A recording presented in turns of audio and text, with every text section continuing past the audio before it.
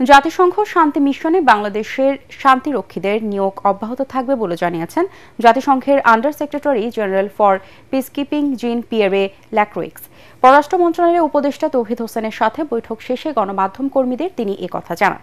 তিনি আরও বলেন, যুক্তরাষ্ট্রে ট্রাম্প প্রশাসন আসার পর তারা জাতিসংঘকে দেওয়া বাজেট কমানোর যে সিদ্ধান্ত নিয়েছে তাতে কিছুটা সীমাবদ্ধতা তৈরি হতে পারে, তবে সব প্রতিবন্ধকতা কাটিয়ে শান্তিরক্ষী মিশন ভালোভাবে চালানোর বিষয়ে আলোচনা চলছে।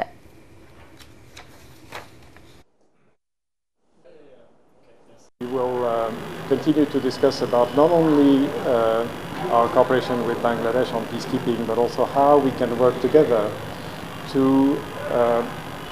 continue to make the case for peacekeeping, because I think it's important to highlight the good work that our peacekeepers are doing.